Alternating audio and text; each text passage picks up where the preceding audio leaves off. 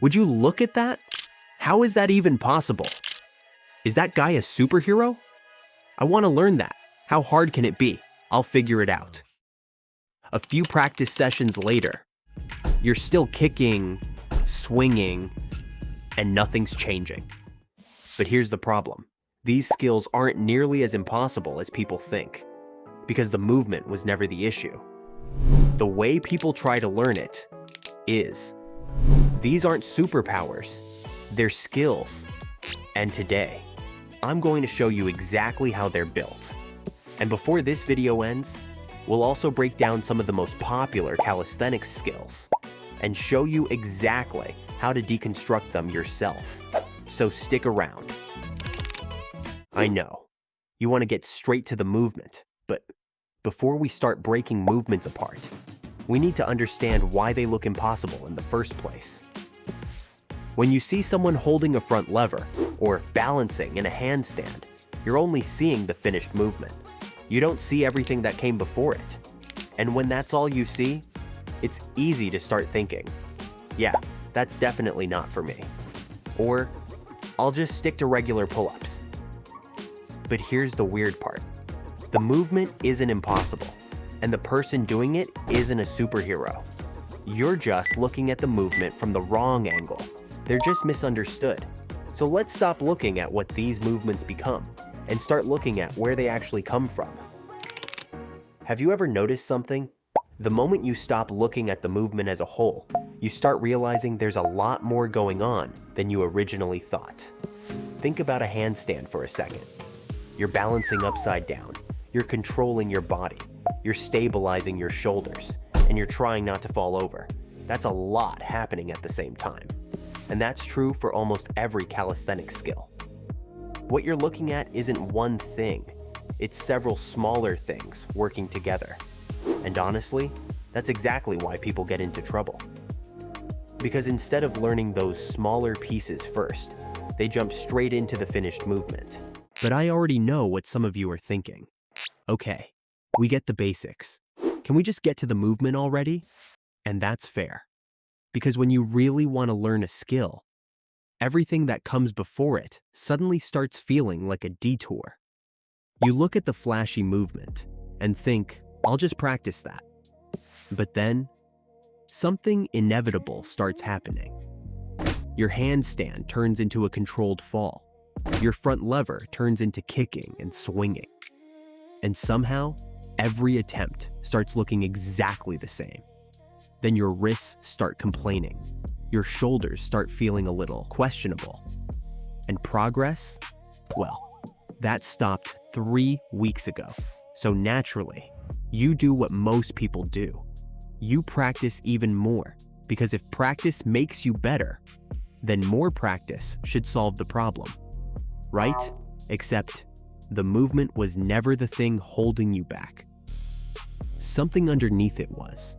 And that's why learning calisthenics isn't really about practicing a movement over and over again. It's about identifying what's missing and training that first. Okay, so if throwing yourself at the movement isn't working anymore, what now?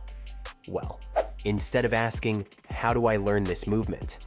You should be asking, what does this movement actually need from me? Because the goal isn't to train the movement itself. The goal is to train the things that create the movement. And those two, my friend, are very different things.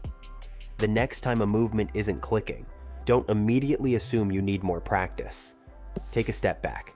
What's missing? What's holding everything back? Because sometimes improving one missing piece changes everything. And that's where most of your progress comes from. And I think that's what makes these skills feel so much less intimidating. Because now, you're not trying to fix everything at once. You're just solving one problem at a time. And if you keep doing that, don't be surprised when you become the person you used to admire. Okay, you've been patient.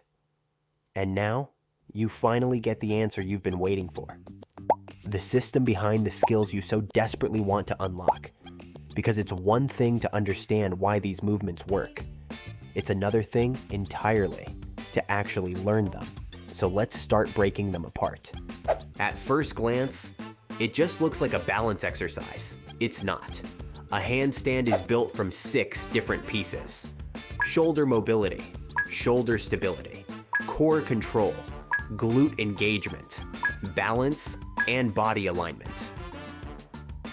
If your shoulders can't comfortably move overhead, your body starts compensating somewhere else, usually your lower back. Train it with wall slides and overhead holds. Getting upside down isn't the difficult part. Staying there is. Your shoulders have to support your entire body weight. Train it with pike holds, wall handstands, and shoulder taps. A loose core creates a loose handstand. Your body stops moving as one unit. Train it with hollow body holds and wall drills. This is the piece most people completely ignore. Your glutes help keep your hips aligned and your body straight. Without them, your handstand starts falling apart from the middle. Balance isn't the entire movement, it's just one piece of it. Train it with wall handstands and simple balancing drills. And finally, body alignment. Point your feet, squeeze your legs together, keep your body stacked from your hands all the way to your toes, because a handstand isn't just about staying upside down. It's about staying in the right position while you're upside down.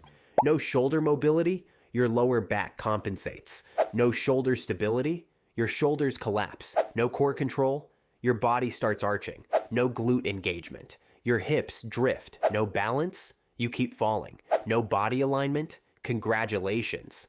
You've unlocked the banana handstand. And now, put all those pieces together. Shoulder mobility, shoulder stability, core control, glute engagement, balance, body alignment. And what do you get? A handstand. We didn't practice the movement. We built it. Next, let's look at the planche. And this is where things start getting interesting, because the planche doesn't hide what it wants. It wants strength, a lot of it. A planche is built from 4 major pieces: straight arm strength, shoulder protraction, core control, and wrist conditioning. First, straight arm strength, because bent arms completely change the movement. Your shoulders, your chest, and your arms need to generate enough force to keep your body parallel to the ground. Train it with planche leans and pseudo planche push-ups. Second, shoulder protraction. Your shoulder blades need to actively push forward. Without it, the entire position starts collapsing. Train it with scapular push-ups and planche leans. Third, core control. Your core keeps your body rigid. How do you train it? Well, I'm going to pretend you've watched a lot of ab training videos lately. And fourth, wrist conditioning. Your wrists support an enormous amount of pressure. Train them with wrist strengthening exercises. No straight arm strength, you can't generate enough force. No shoulder protraction, your position collapses. No core control, your body starts sagging. No wrist preparation, your wrists will let you know. Put those pieces together. Straight arm strength, shoulder protraction, core control, wrist conditioning. And what do you get? A planche. Again, we didn't practice the movement. We built it. And finally, the human flag. Probably one of the most intimidating movements in calisthenics. And for good reason. You're literally holding your entire body sideways. But once again, it's not one movement. A human flag is built from 5 different pieces: pulling strength, pushing strength, lateral core strength, shoulder stability, and grip strength. First, pulling and pushing strength, because one arm is pulling your body toward the bar, while the other is pushing your body away from it. Train them with pull-ups, rows, dips, and push-ups. Then comes your lateral core strength, your shoulder stability, and your grip strength. Your core stops your body from folding. Your shoulders keep everything stable, and your grip makes sure you stay attached to the pole. Train them with side planks, hanging movements, and shoulder stability exercises.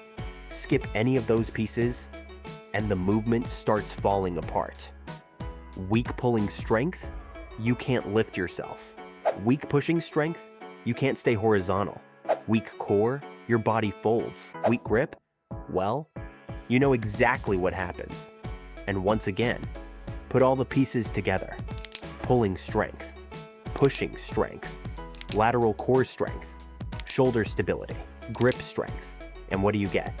A human flag, same system, different movement. Remember how this video started? Would you look at that? How is that even possible? Is that guy a superhero? Well, now you know the answer. No, he's not a superhero. He's just someone who followed the right path. And now, so can you. Because these skills were never reserved for a special group of people. They're available to anyone willing to learn them properly. And maybe that's the coolest part. The movements you use to admire from a distance, those can become yours too. And if you found this helpful, consider supporting the channel. We're just getting started. And trust me, we've got a lot more myths to break. Stop guessing. Start understanding.